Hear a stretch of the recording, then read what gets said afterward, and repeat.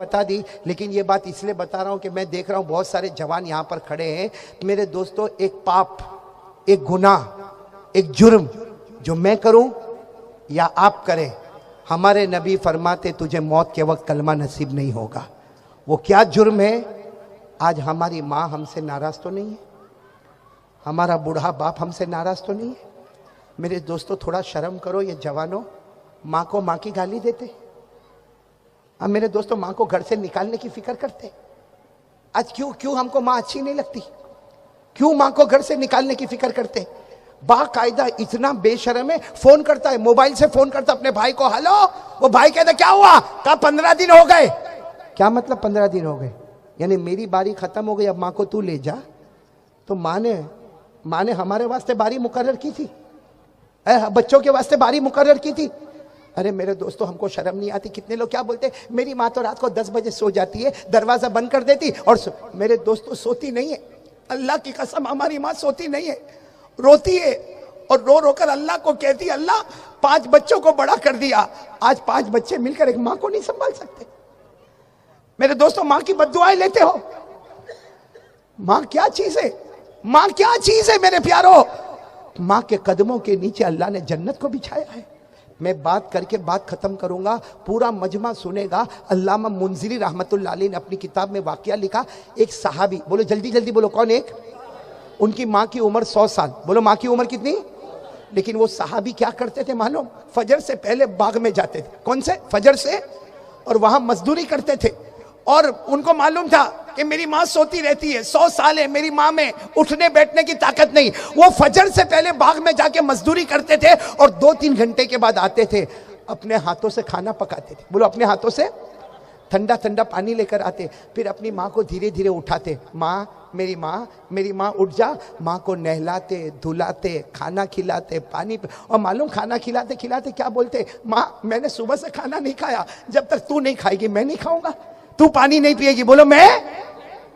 एक दिन क्या हुआ मेरे दोस्तों, ये अल्लाह की तरफ से होता है। एक दिन क्या हुआ, वो आए, भाई जमाने से आते थे, जल्दी जल्दी आए। बोलो सबसे पहले क्या किया? खाना पकाया, ठंडा पानी तैयार किया, फिर माँ के पास आए। माँ उठ जा, माँ उठ जा, मैंने खाना तैयार किया। माँ मैंने पानी तैयार किया। माँ मैं खाऊंगा नहीं जब तक तू नहीं खाएगी। माँ मैं पानी नहीं पीऊंगा जब तक तू नहीं पिएगी।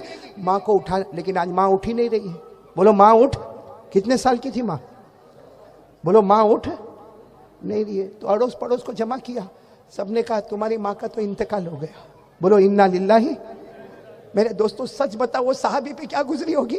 वो अपने माँ के पाँव को पकड़ कर कहते, माँ खाना तैयार है, माँ पानी तैयार है, माँ रोजाना तेरे पाँव दबाता, तेरे सर दबाता, अब तू चली जाएगी तो मैं माँ कहाँ ढूंढने के लिए जाऊंगा?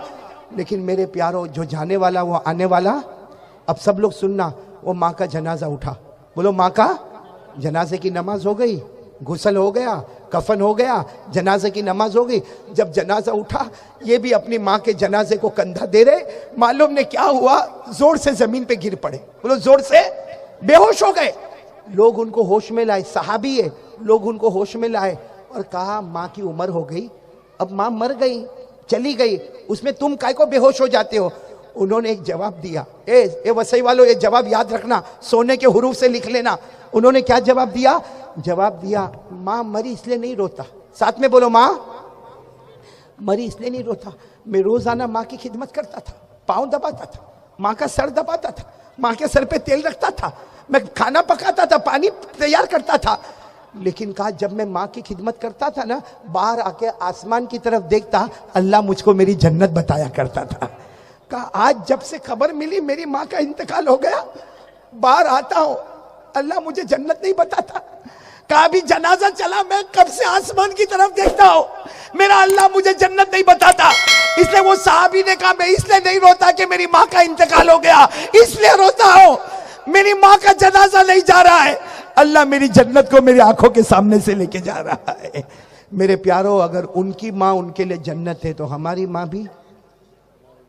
इसलिए एक काम करोगे? नहीं बोलो ना, करोगे? आप बयान में नहीं बैठो वो चलेगा, लेकिन ये काम करोगे? बोलो करोगे? जाओ अपनी माँ के पास, जाओ और आप आओ। मुझे मालूम है घर में वाइफ भी है, घर में माँ भी है, टेंशन होता है।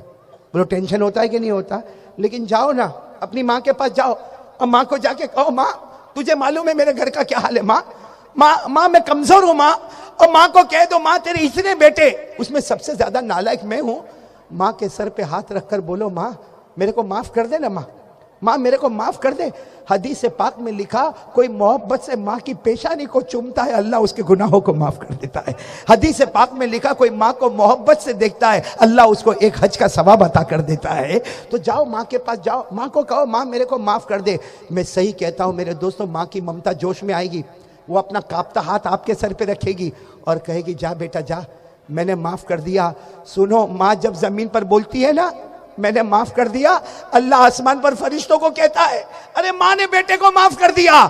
मैं 99 दर्जे ज्यादा मोहब्बत रखता, मैंने भी मेरे बंदे को माफ कर दिया। इसलिए मेरे प्यारो 3 की जगह मैंने 4 बातें कही।